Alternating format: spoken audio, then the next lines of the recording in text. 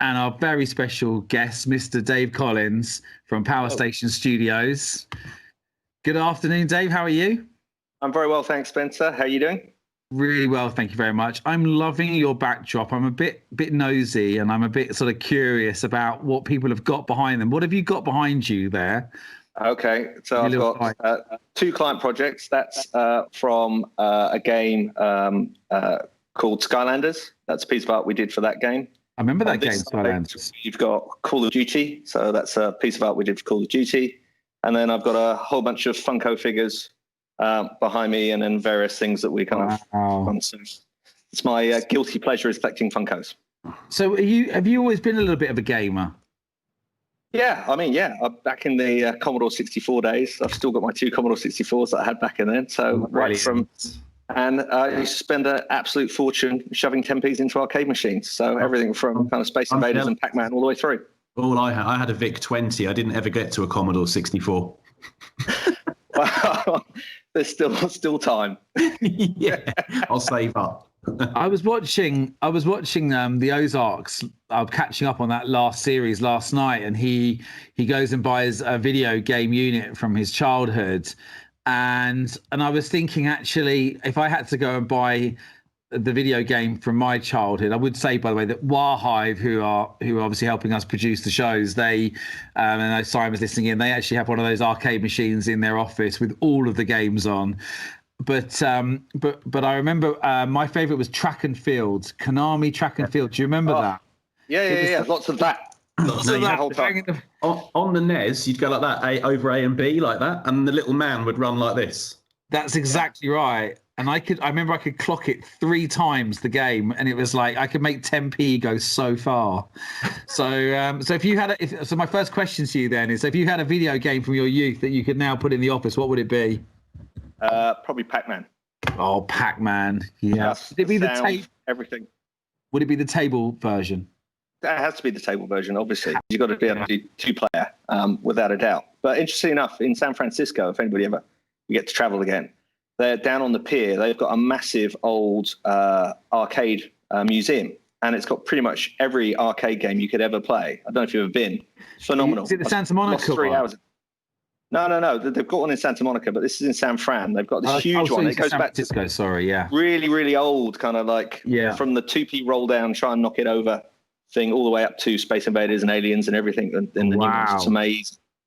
So, because the reason I said that was, I know that on the Santa Monica one, they had do you remember is it Big, Tom Hanks, where he goes up to the fortune teller? Is it Old Town, was it? Yeah, it's Old Town. And I did it, and it came back in Spanish, and I didn't understand the words it said. So, Dave, so tell us about your agency journey. How did life begin for you?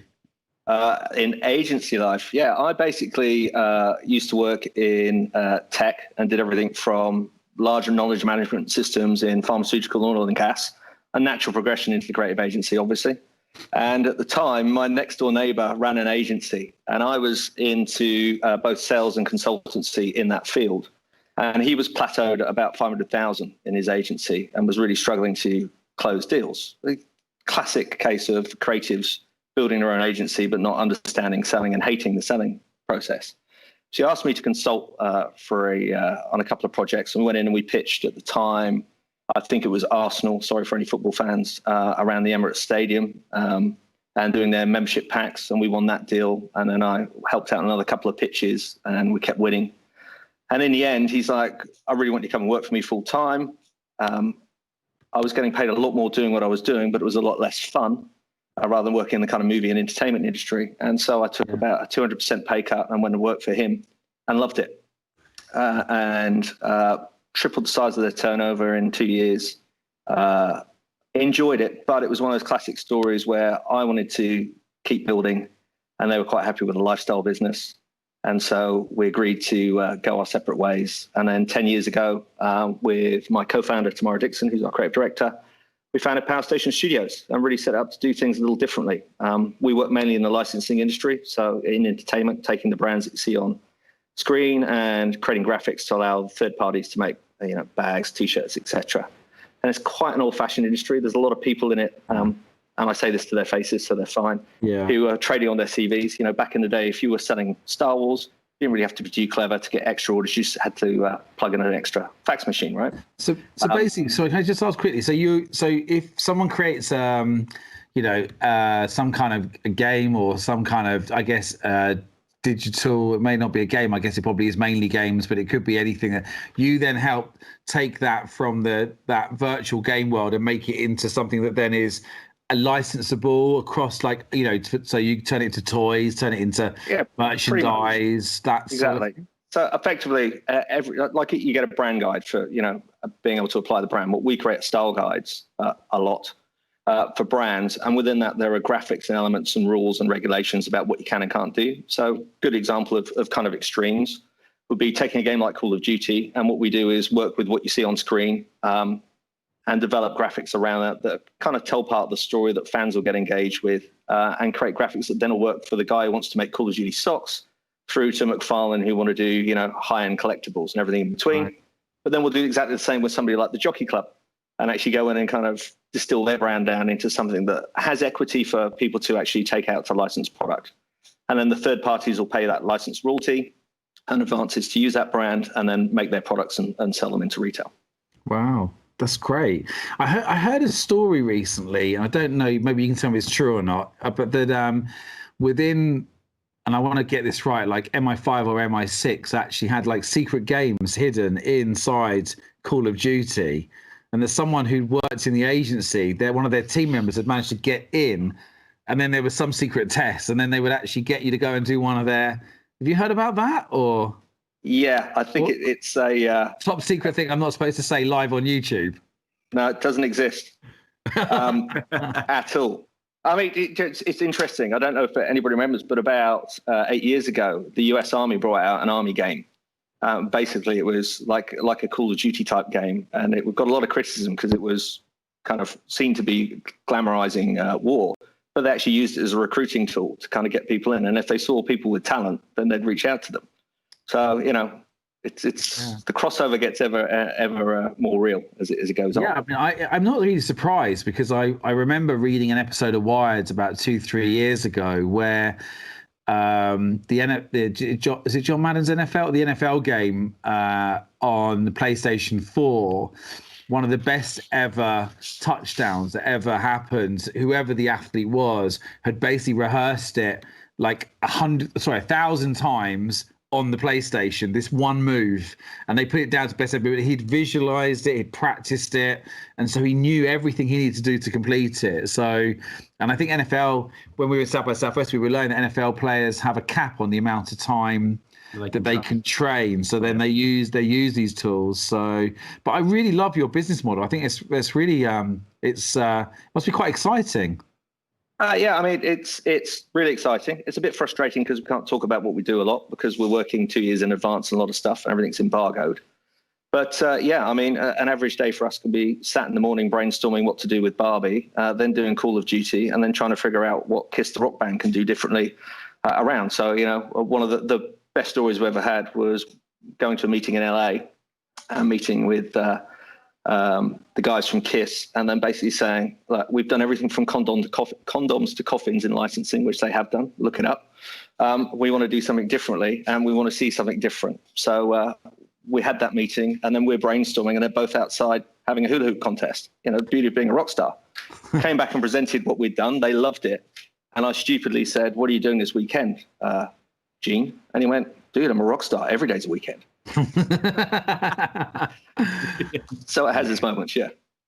Yeah. So do you have an office in LA on the West Coast or San Fran? No, basically we've got a team of 20 based in Battersea, and then when there's not a pandemic on, I spend kind of a couple of weeks to a month every 10 to 12 weeks over there. We were due to open an office this year, but obviously we're not. Yeah. So we were looking to do that about now. Found the place, found the people, and all that, but that's on hold. But yeah, I mean, it's 80% of our business comes out of there.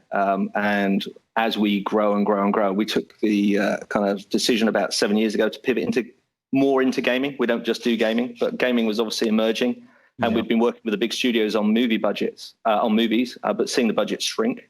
When you look at something like Call of Duty, it's a $180 million budget for each game. Yeah. So same as a movie, they're making more money. And the one thing that pandemic's proven is that dwell time is massively increased. I read the stat that when Activision launched Warzone, the kind of battle royale new version for Call of Duty at the start of the pandemic, it had a bigger spike in the UK on internet traffic than home working.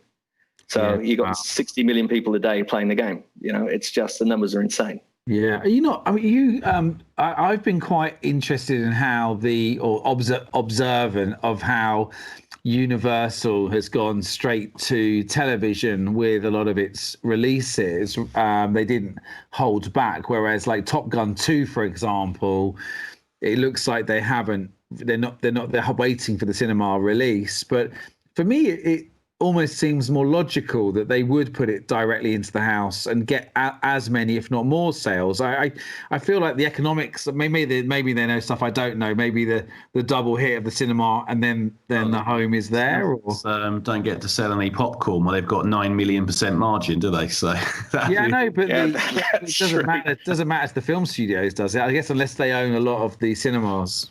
I think one of it is about keeping the distribution chain happy. So you've got to keep some tentpole releases back because, that still is a lifeblood, and going out to the cinema is still an event. And I think if you look at what they've released and what they've kept back, you'll see a kind of mixed strategy of their slate approach.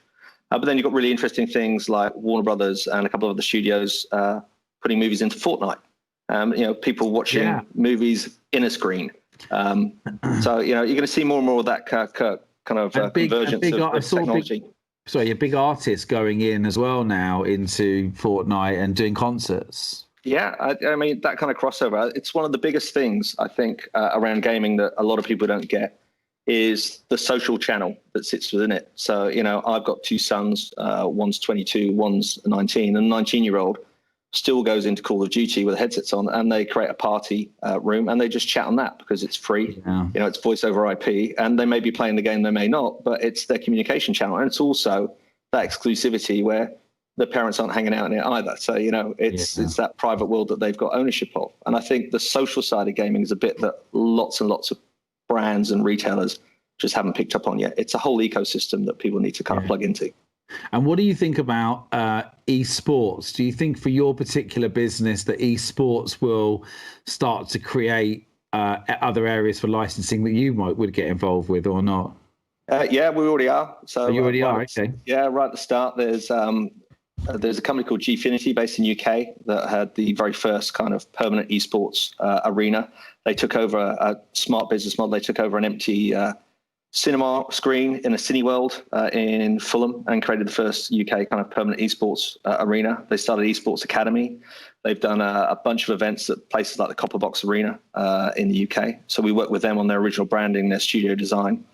And then Activision Blizzard have got Overwatch League, which is arguably the most established global esports league. We work with those guys on their branding and brand extension.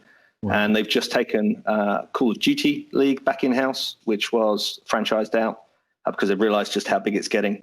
And so that's growing. And the conversation around esports and seeing where esports is going is probably, I'd say at the minute, it's probably about 20% of our business. I'd expect it to be 50 or 60% in the next 2 years or so. Wow, that's a really fast growth area then. Yeah, it is. And what's interesting is seeing esports be applied outside the kind of traditional first-person shooter, which kind of made sense. We're seeing some games that I can't talk about switch into an esports strategy, which are much more family fun orientated. So if you kind of imagine like family game night, you're going to see more and more of those casual games kind of flip into esports. So it's going to be a huge growth area. And what's really interesting for me is seeing how retail's actually in the middle of this pandemic suddenly woken up to the fact that all these people are playing these games. And esports is one sport that's carried on without any interruption. Yeah. And when you think about, you go to a major esports event, they can fill a 20,000 seat arena. They can charge $350 a pop for the ticket. And then they've got anywhere upwards of 15 million people watching online, so the audience numbers just. And it's funny, I read an article, I think it was last year, probably was a while ago now, but in America now, all of the big universities, they, you can get scholarships based on your ability to play Call of Duty or FIFA or, NFL. Yeah, I mean, 2 years ago, the Americans' immigration service changed the visa laws. So if you're a professional esports player, you can get an athlete visa, so you can go and live and work in the US. So they're seen as athletes. And I think you've just got to see people like Gary Vaynerchuk. Gary V is buying into an esports team, so he's got a Call of Duty team. You're seeing NBA guys and NBA teams buying into esports. Credit card. Oh, the credit cards. Yeah, that's what you don't want your kids spending on esports. That'd be a nightmare. Yeah, they're taking it seriously, and I think one of the things I'm constantly talking about is I don't call it esports. I just call it sports 2.0 because for a generation of kids, it's their sport, and that it's accessible. It's completely playable at home, and you can get involved. And one of the smartest things I think Activision did is they did a thing called Path to Pro. And so it's like the golden ticket. You can play at home and go through rounds and you can end up on a professional team. So it's like the wild card pick in NFL. There's the opportunity for people to really play against the pros, and that's a really, really smart way of kind of getting grassroots interest into this. Yeah, it really is. I love that. Do you think COVID has helped accelerate esports, or do you think it was just already going that way? I think it was going. I think what it's done is it's opened up to mainstream audience. You just can't ignore the fact that, in a world where not a lot's been happening, the fact that they've legalized in the US gambling on esports, all of a sudden you've got a sport to gamble on when there was nothing else going on. I think the rise of, Twitch has gone from something that unless you're a gamer 2 years ago, you didn't know about, but now it's a mainstream. You're seeing YouTube really trying to, apart from Pete. I'll send you a link after the call. You're seeing kind of, YouTube really, really try and buy into it and kind of bring people over from Twitch. It's becoming more and more mainstream. And I think as the more mainstream sport buys into it, it kind of normalizes it and gives it credibility in a way that it didn't have before. And I think what is happening is people are understanding that it's gone beyond just kind of the archetypal view of a geek in a bedroom playing computer games. I did a talk last year to a whole bunch of retailers and said, who are here as a gamer? And about 30% of the room put their hand up. And I said, well, who's got Candy Crush on their phone? 80% of the room put their hand up. I'm like, well, you're all gamers. The definition of what a game is, it's not all hardcore console-based stuff. Casual gaming has risen and risen and risen. And, the opportunity then gets even bigger. Yeah. Did you connect to Claire Ritchie at SQN? I did, but then I had to take some time out. So yes, all right. I asked because she does a lot of stuff in sponsorship, almost the traditional side of sponsorship in sports, but actually they've seen that shift as well to esports and sponsorship. It probably is, and I would have thought there'd be some tie-ups between you, but yeah, definitely. The money that's being thrown at it now and mainstream brands coming in is just it's like traditional sport. People are really waking up to it, and the big difference is, and for gaming in general, is for the providers of esport content, and it's the content that goes not just in the actual gameplay, but the content around it. And there's hundreds of thousands of hours of content being produced around it. Is the metrics are there? You can measure your YouTube audience, you can measure your Twitch audience, you can measure engagement. When you look at, you can see how many people are playing what map or what character at any second of the day. So this big data element they've got. I often talk about gaming companies as being big data advertising companies, because they can give you metrics that movie guys can't. And that's the real shift, is in a world of more uncertainty, everybody wants certainty, and you can drill down to who your consumer is, what device they're playing on, and where they live, which is the marketeer's dream, right? Isn't it? Totally. So tell me about you've been going for about, by the way, can you see the power station from your studios? Yes, that's why it's called PowerStation. Yeah, of course. But I wasn't sure whether you were in the vicinity or you could actually see it. No. Have you bought an apartment in there yet? No, I looked, and they are amazing. But the one thing I grew up in Devon, so I'm not a London boy by nature, and so what I really struggle with is paying 1.3 million quid for a shoebox, and then $8,000 a year for a service charge, and then they want another 50 grand if you want a car parking space. Yeah. So I thought about buying a car parking space and just renting it out, or pitching a tent on it. Yeah. It's funny. I've seen weirdly a sort of a family friend. He lays floors. In fact, he did the floor in our office years ago, and he's been doing some work over there. So I've seen some of the photographs from inside. It does look amazing. It's an amazing development, and when it's done, I mean, in terms of revitalizing the area, when it's finished with the event space they've got in there and the retail space and Apple moving in because it's going to be their European HQ, it's a phenomenal development. Yeah. And if I wasn't so cheap when it comes to property, then I'd probably buy one there. But it goes against the grain. You're right. You get a lot of house for 1.3 million out where I live in Hampshire. That's for sure. So and I'm sure really probably post COVID there'll be a lot of people in London who probably be thinking that might be time to get a bit more land and a bit more space and a bit more green rather than being London. 100%. I think the one thing is the value of a garden's gone up by about 5,000% in this pandemic, because if you don't have, it's an absolute nightmare. Yeah, I'm sure. So what sort of, obviously you must have had some challenges over the years of the agency, and are there some things that what sort of pearls of wisdom have you learned, or do you share with people? One of the things I've observed about you we had a phone call. How long ago was that? It feels like about a year ago now. We had everything was like a year ago. About a year ago, we chatted for the first time. And we set up Agencynomics,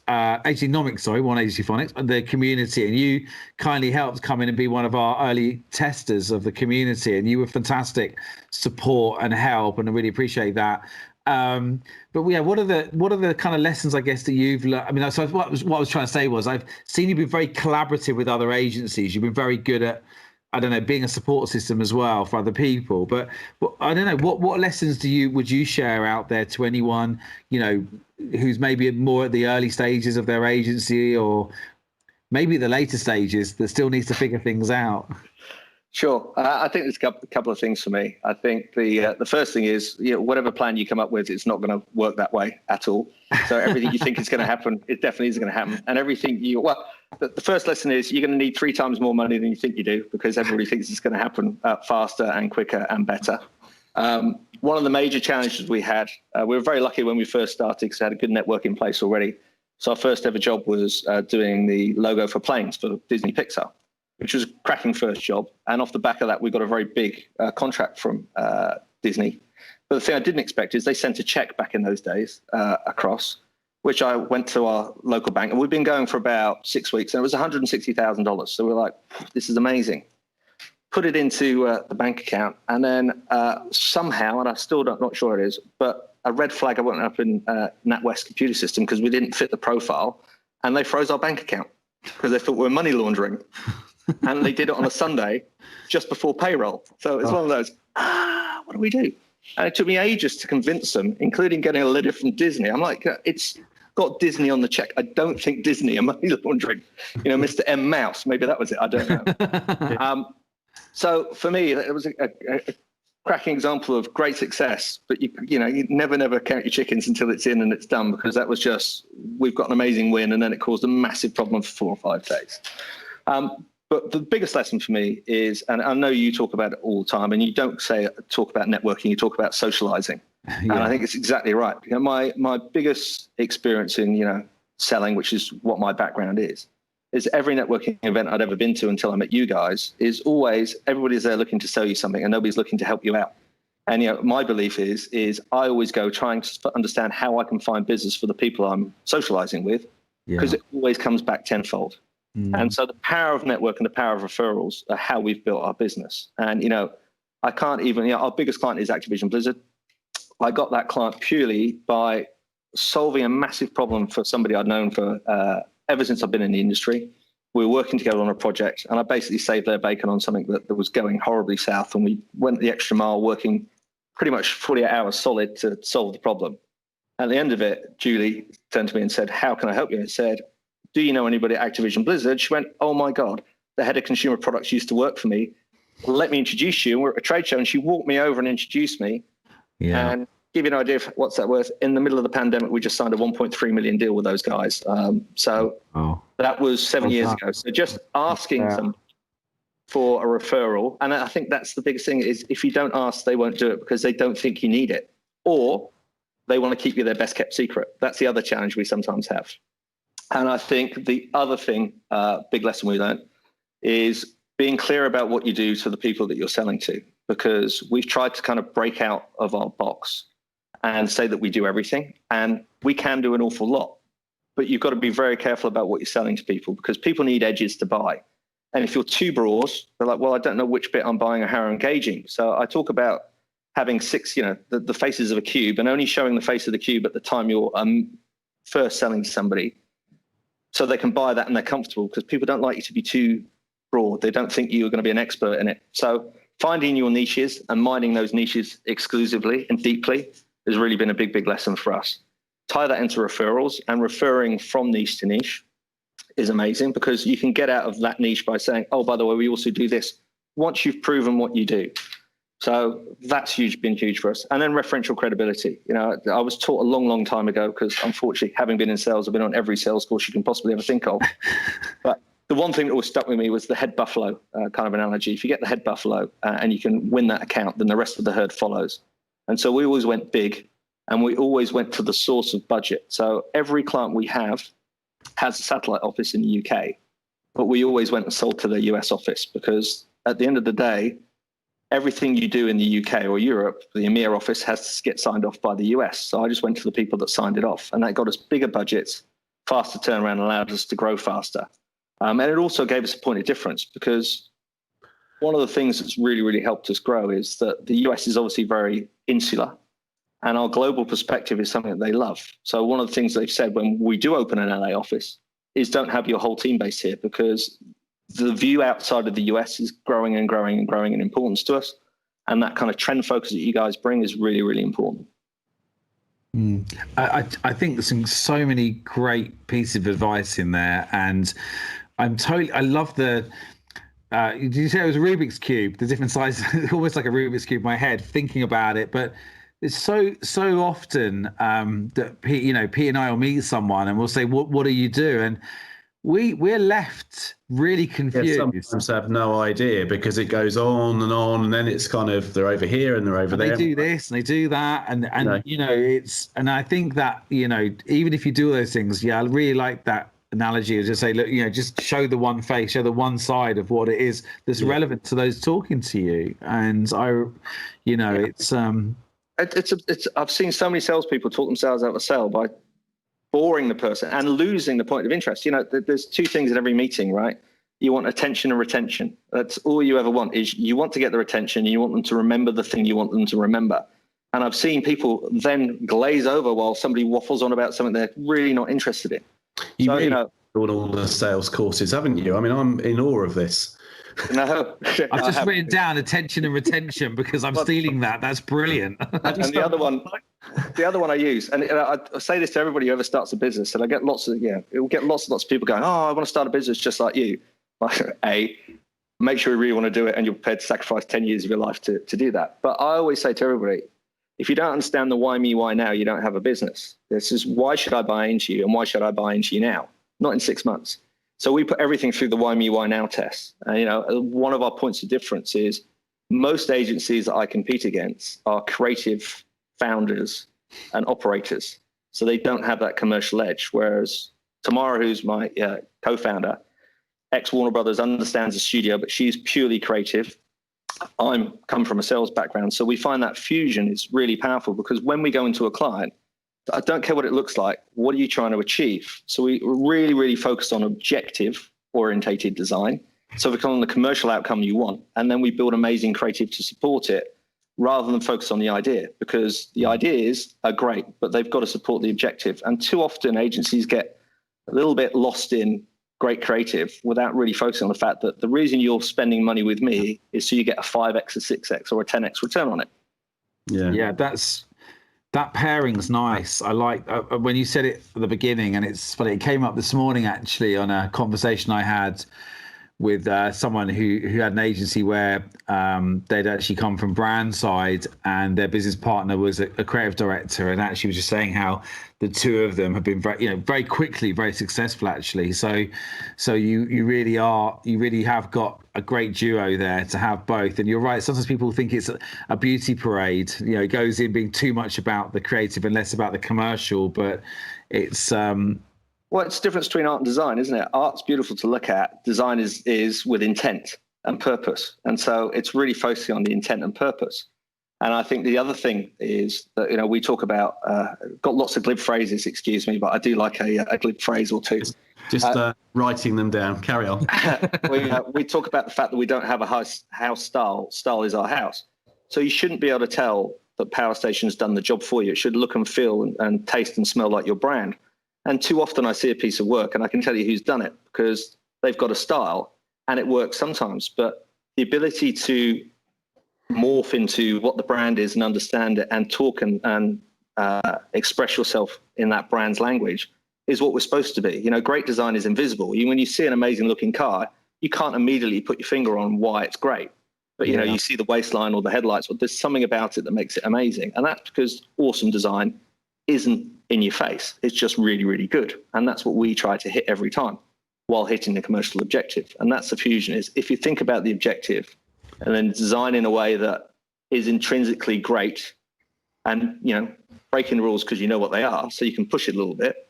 But that's kind of the objective. We always want to wow. We always want a holy fuck at the end of the presentation, and we often get it. But it's got to meet the mark and it's got to sell. Yeah. Do you find yourselves pitching in your world? Is pitching quite a big thing, or do you just have the good relationships with people and they know you solve their niche problem? Or it's a bit of a weird one. When we set this agency up, we said two things. We don't want to work with people we don't like because we've done that for too long, and we only want to work on brands that we can get excited about. Which is, sometimes it seemed like a dumb idea to set out with that tenant because sometimes you scratch your head going. They like two qualification criteria for you then, do you think? Completely. Yeah. If we don't feel it and we don't do it, we'll pass it to somebody else because there's no point in us working on it if we're not passionate. And then the other thing that we do is we don't pitch, and we just don't do pitch work. I think for us is our portfolio and our referential credibility is enough. If you can't trust us to do what we do for you, and that's fine. And we're a never fail agency. Like, we'll do whatever it takes to get it done. Even if it means that we're going to, bust the budget, we just won't fail. Because if we failed, if we haven't nailed it, then it's on us and we'll solve it for you. And, that's reap rewards time and time again. Yeah. And I think the other bit of advice, talking about advice, is to look at the lifetime value of your client, not just the project value. Because understanding that lifetime value is critical. And so whenever we look at a new piece of work, that's potential is what's the lifetime value of that client, not just that bit, because it might be a $5,000 project, but treat it with the same worth as a $100,000 project because they're a $100,000 client. Yeah, I totally agree with you. I mean, I spend a lot of time with clients kind of trying to map out their income and how the pipeline revenue is going to look. And as you say, a $10,000 one-off piece of work could be a $100,000 account with a 4 or 5 year lifetime span on it. Yeah, so and also, what's it worth to you? So Disney are the worst payers in the world. They don't pay any money at all. And, I'm quite happy to say that because I tell them that.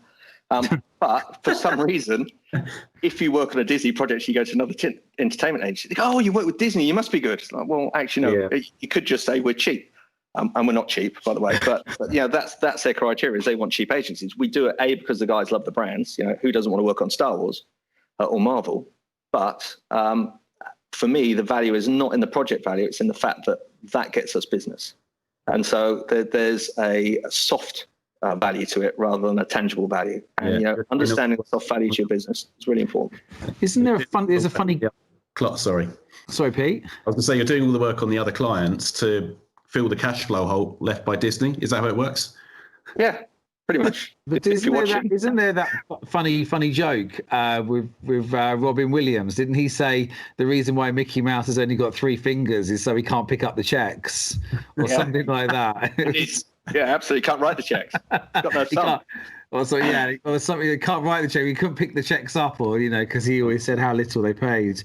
It's interesting, and I can't remember who this was, but I remember on my networking travels in my life that I met a lady once who was the original person who had all of the rights to George Lucas's Star Wars, and she got it because I think her mum was a friend of George Lucas or something, and he said, "Look, I don't know what to do with this," and she said, "I got told I'd have all these little characters from the film." And actually they made like millions from it. You know, it was this kind of unknown thing. It was probably the Kinnerton family. So the Kinnerton had a toy company back in the 70s. Right. First thing was like licensing and merchandising wasn't really a thing. It started, Mickey Mouse was the first ever licensed plush character back in 1940 something. I can't remember exactly. But what George Lucas did, because nobody wanted to make his movie, he took less money fees, but kept the licensing rights, which is, you know, very, very smart. And then Kinnerton were the toy company at the time who basically built the Star Wars toys. And I was 7 years old when Star Wars came out, because I am that old. And I was a massive fan, sold. I had every Star Wars toy going. But one of the things that Kinnerton did very smart is they couldn't keep up with demand. But rather than lose sales, this is how innovative they were.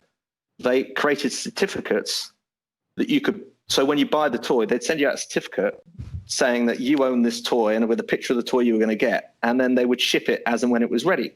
So they didn't lose any revenue. And that's one of the lessons we applied to our clients for the pandemic, of going, well, you can't ship stock, but you can still sell value, right? So take the order, get the cash, and give somebody something that has memory as a collectible, because this will hopefully won't happen again.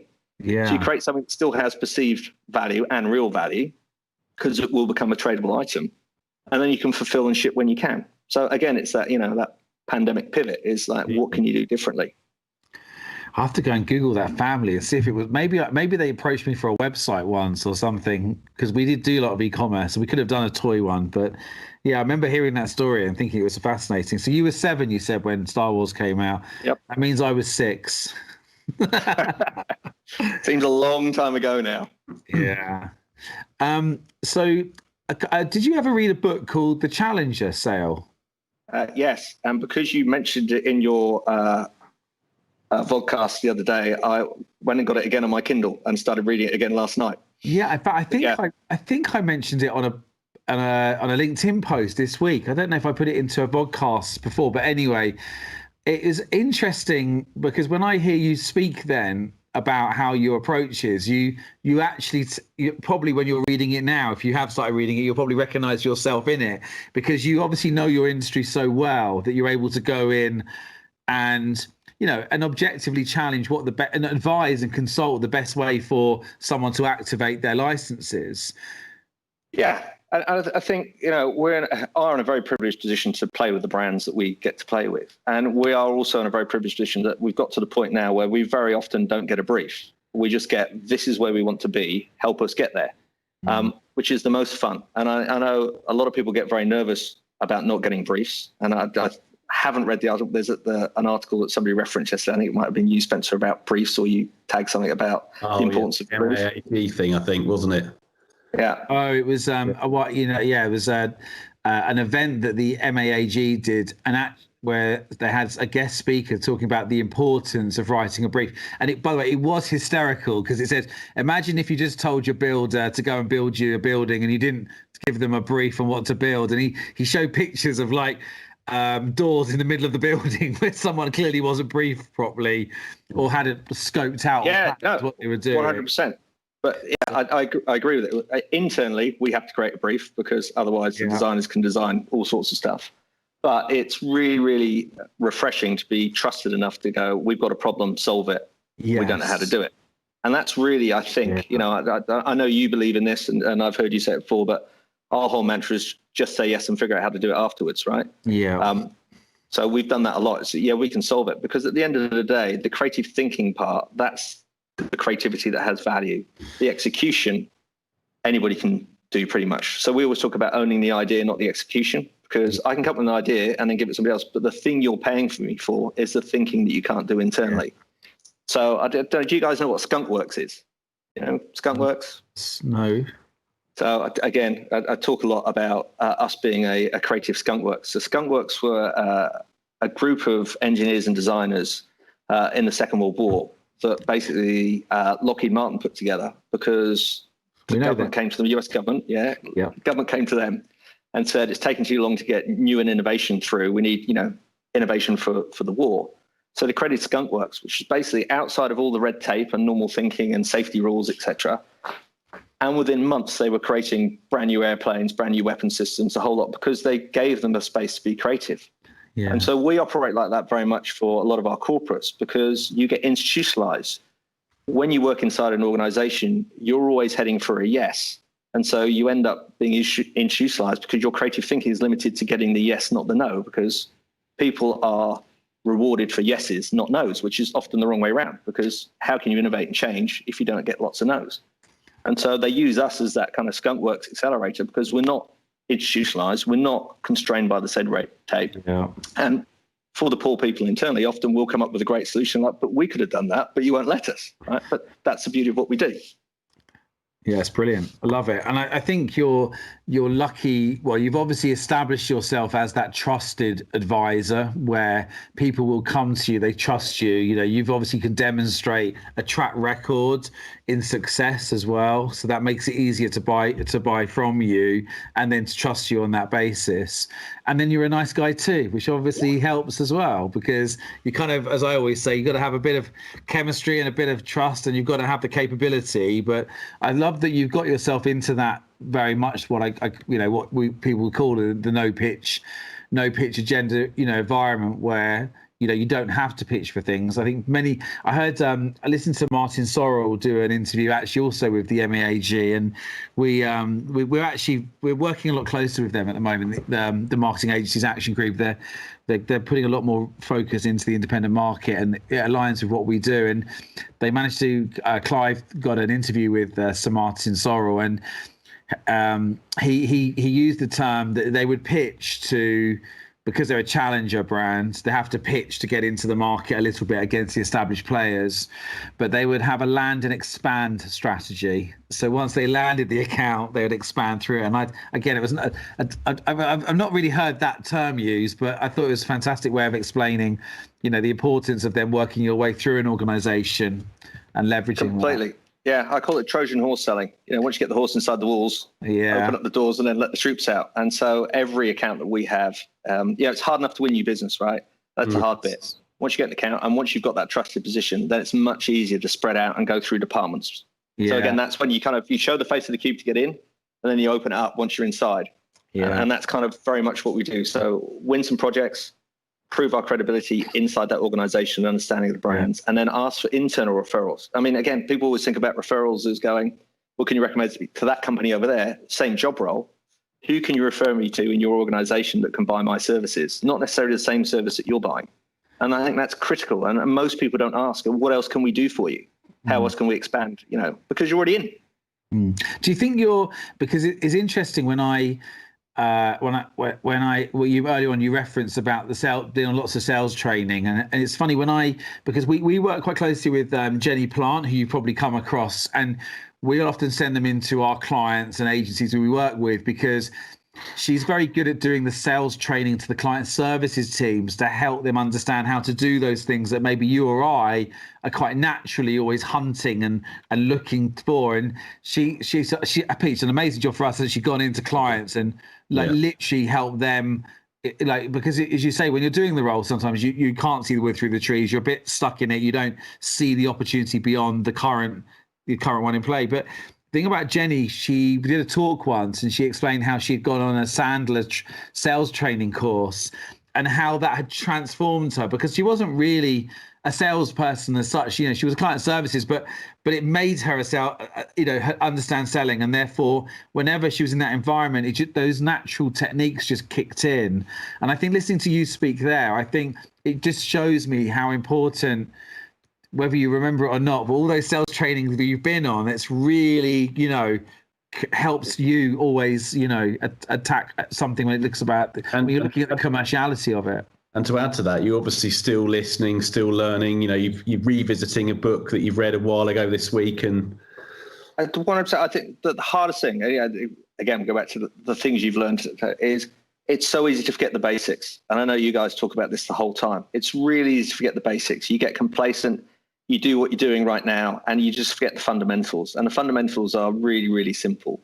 So Yes, I think every sales training course I've gone on is kind of added to it. I think constantly learning is also important. The world is constantly changing. I see you picked up in kind of the premise. I'm a great believer in adapt or die. What we do, and I say it to the team every year, what we do this year will be different next year because our clients are different and their clients' needs are different. So we're not selling a thing, we're selling a service, and that service will adapt and morph to the market conditions. And it's really important that we don't get hooked up on selling that mug or whatever it is that you see in product orientated. I see too many times people saying, well, we don't do that, but nobody's buying it. So you can only sell what people want to buy, right?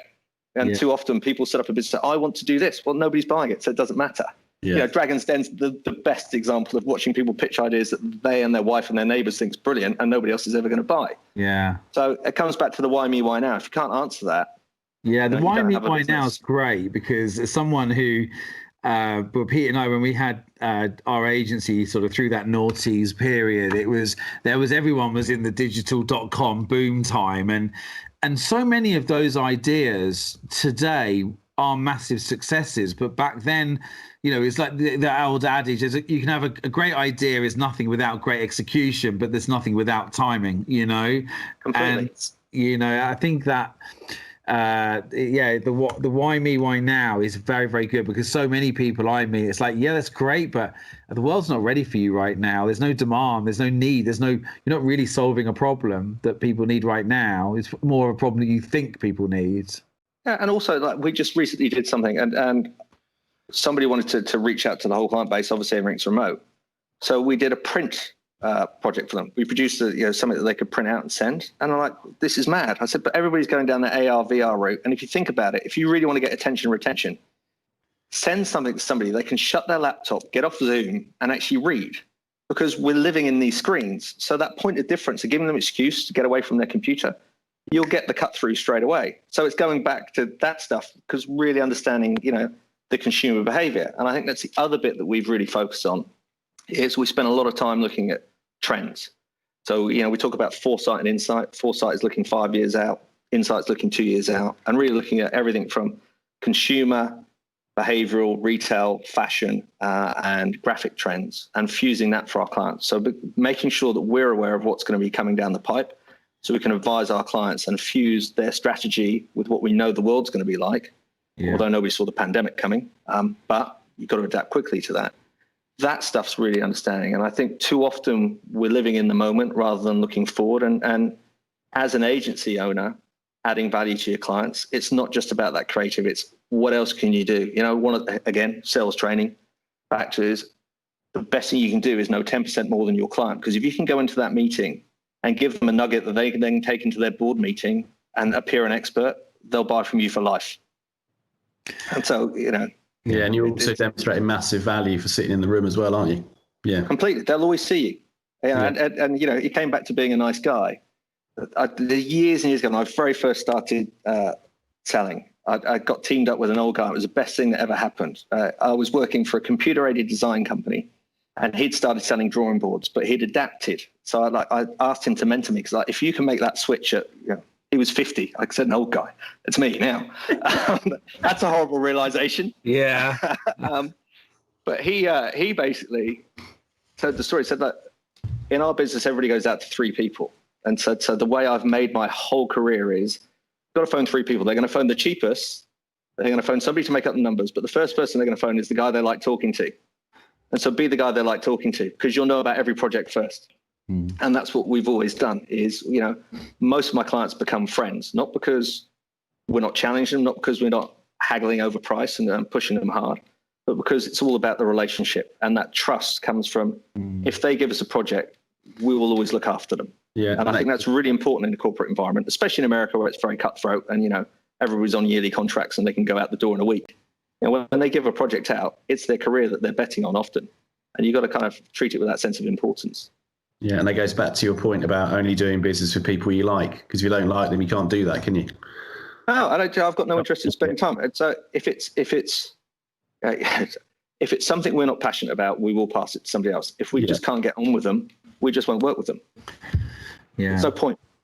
And also I've quoted this before a few times. It was a book called The Art of Client Services by a guy called Robert Solomon, and he wrote in there, I used to think that a good job led to doing great work led to more great work, but now I believe that a great relationship leads to great work, because a great relationship, needs trust, and you're more likely to get a better opportunity, a more creative opportunity, or even the client's going to listen to your creative, your interesting idea more likely if you have a friendship with them, if you have that trust, right? So, and because I think often people forget that it's quite a risk for an organization to choose another company to solve a problem for them, because actually they will look bad if it goes wrong. So the more friendship you are, the more that you're not going to let them down, the more they can rely on you.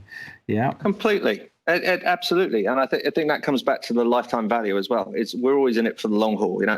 Everybody talks about partnership, and it's a really easy word to throw around, but what does that really mean? And partnership means you're there for them when it's not going well. Well, it's not. And it means that you're not just a taxi meter. And I see a lot of agencies who are just down tools because they're out of budget, where sometimes it's their fault. And at the end of the day, you've got to work with your client, because it always comes back, in 3 or 4 times return if you go that extra mile for them. And for me, that's what it's about. And being accessible. That doesn't mean that I'm around 24/7 and a workaholic, but if I get a phone call from my client at 11 o'clock on a Friday night, I know it's important. And they're, for them, it's their day because they're in LA. So I'll take the call, because they wouldn't be calling me at that time because they respect the boundaries, but I'll talk to them because there's obviously an issue that we need to solve. Yeah.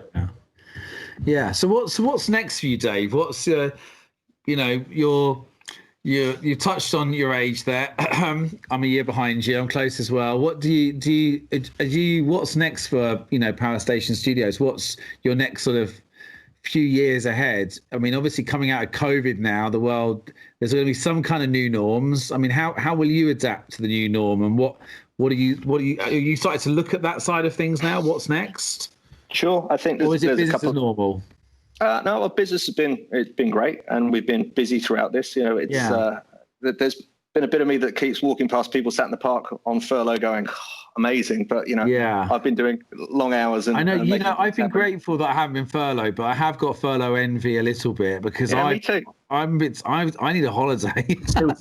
You want to be furloughed? Yeah, can you furlough me? Have we got time to do that, or have we stopped now? No, it's just, we still got time. Still got time. Okay. Dear. Sorry, Dave. Be careful what you wish for, right? Yeah, no, I shouldn't say that. But no, so there's a couple of things for us. Yeah, business as usual. I think, as always, it's looking for the opportunity and the adversity. So what can we do that's different? One of the things that we have done is, in relation to kind of do something worthy, we set up a direct-to-consumer store called We Love This Store, and raised over 100 grand for the NHS. So we did some designs and got that out. Awesome. But off the back of that, I did it for 2 reasons. One, I wanted to do something worthy. 2, I wanted to prove that we could do it. And off the back of that, I can't say who it is, but we're about to become a direct-to-consumer retail provider for one of our clients. So we're moving into e-commerce for those guys, and we'll do, basically, the idea is that we design on the fly around zeitgeist and what's happening in popular culture in a way that they couldn't normally react to. So that's a way to make money while we sleep, which is always the dream for agency owners. We've got some own IP that we're going to take out to market in the next couple of years, which will build up with an understanding of licensing. So we won't do everything ourselves. We'll own the IP and then license it out. And then for me, over the next 5 years, it's build the value and then look to exit, because I'm not getting any younger. And then I want to get more into consultancy and kind of do that. But for an agency, we will open our LA office later this year, once this ends, or early next year. And expand out. I mean, our client base goes from Russia to New Zealand and pretty much every country in between. So we've got that global spread. Amazing. And then see what happens after gaming. What else is growing and how else is it happening? And what can we pivot into? I think when we were chatting just before we came on, I wrote down, what are the 3 things you should be doing? And it's fair to say you've had an up and down last 3 months. So what was the kind of thinking behind that? More about focus and back to basics, I think you were saying.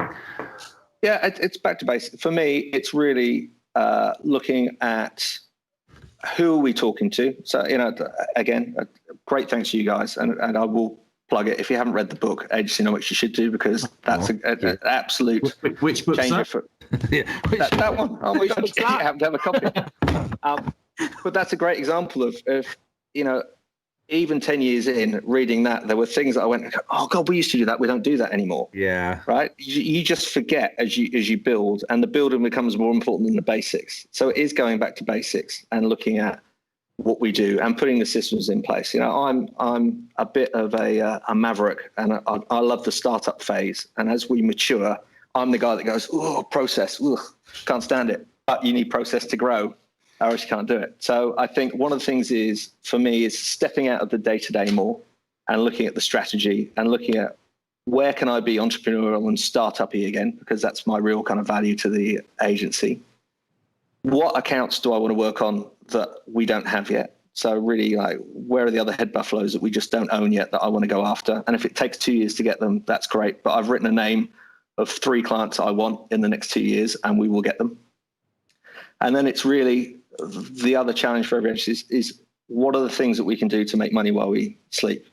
And so move us from billing and project-based revenue and retainer-based revenue to what's the 5x stuff from our creativity that turns into product or service that is, a productizing service or actual products. They're the 3 things I'm focused on. Sorry to interrupt you, but I love the self-belief around there's 3 clients that I've written down, and we are going to win them. And we will. It's such without a doubt. Love that. Absolutely. We will. I'm even prepared to email you both of them on, and then you can send me a bottle of champagne when I've got them. The thing is, you just say them here, and then then someone somewhere will know someone probably. But you're active. I know that. But your story where you said originally where you helped someone out, and then you said, do you know anyone? I can't even count the amount of times I've heard people say they want to work with one person, and everyone they meet, they say, just out of interest. I remember the story I heard was about Orange. Someone wanted to sell to one person Orange. Do you know this specific person at Orange? And he just asked every single person over about a 3-week period. And then one person went, yeah, no, I do know them. And he went, what? And it was like this serendipitous moment of genius where, yeah, I can introduce you to a friend of mine. It's, so I think putting it out there and actually knowing in the first place, like, we also say, write down a list of all the brands you want to work with. And I think it is, I think it's great that you have that. And I know because you've been doing this a while, you have this self-belief because you know it will happen, because it always happens if you put the right focus towards something. So I'm with Pete. I love that. I think that's really so strong. I'm going to credit you with another thing you said earlier as well, which was you can't change yesterday. You can only change tomorrow. Yeah, 100%. I think too many people, we all make mistakes and we all have failures in business. And I think, again, for me is you can drag the past with you the whole time. You learn from it, obviously. If you don't learn from it, then you're stupid. You're just going to repeat it again. But I can't do anything about yesterday. It's already gone, right? It's already the past. But I can only change today and tomorrow. And for me, that's an absolute mind belief. One of my hobbies is, I think Spencer knows, I'd spent years and years and years in martial arts. And there's an old samurai proverb, which is my favorite thing in life and kind of I live by, and it's fall down 7 times, get up 8. Right. So it doesn't matter how many times you get knocked down, just get up one more time and you'll be successful. And so what happened yesterday? I think Chumbawamba said the same thing. My other great guiding principle of the lyrics of Chumbawamba. I'm kind of disappointed now there's no samurai sword behind you on the wall. No, I've got one at home, but not here. Can I just also say, because a friend of mine said to me the other day, he said, the only thing about your podcast show is it feels like you're always selling a book on it. And should I just let everyone know that due to the Amazon royalty situation, I think we earn before tax. Before tax, I think £3 a copy or something. It's just we get nothing. So please don't think we make money from writing or selling a book, but... Sorry, it's my fault. I made you plug it this time. I actually plugged it. No, it's fine. I'm going to say this. This week alone, because we're approaching the 2nd year, and I'm not exaggerating, but I've had at least a dozen messages in the last week from people personally saying, "Thank you, your book." And Pete and I are really humble because we genuinely thought we'd sell 50 or 100 copies, and we announced this week that we're going to update it for towards the end of this year now, do a revamp, because there are a few things now 2 years on that the world's moved on a bit, especially post COVID. But yeah, I just want to make the point, we're not selling the book here, guys. It's like, if you buy it, brilliant. Hopefully you'll get more value out of it than we will. I find it a little bit embarrassing when people talk about the book, to be honest. It's a bit like, oh, sorry. That's all right. I should have said beforehand. But no, I mean, it did make a difference. And for me, it is that back to basics bit. It's that, and I think the community you created around it is phenomenal. I mean, that's been super helpful. I've met so many amazing people through that. And the ability to talk to a peer group in a trusted environment in a way that's, the community values are about sharing and helping. It's so important, because running a business is a very lonely thing. And to be able to actually connect with people, even if they're not in the same vertical, and just talk about stuff, is hugely important. Yeah. Oh, thank you. I mean, I think, I've just been really humbled by everyone that signed up and taken part, and then our previous guest that was earlier this morning, Sabrina, she told us that she had found someone in there who's acting as an accountability partner to make sure that she gets things done. And I love that, the fact that two members have come together to support each other, because sometimes when you are the single agency owner, it's quite a lonely thing. So I really appreciate your kind words, and also thank you to you, because you made a massive contribution in those early days when we were testing it, and you're a really important person. To find time to help us was very kind and generous. So we're very grateful for that. So there you go, a bit of mutual glorification, mutual love.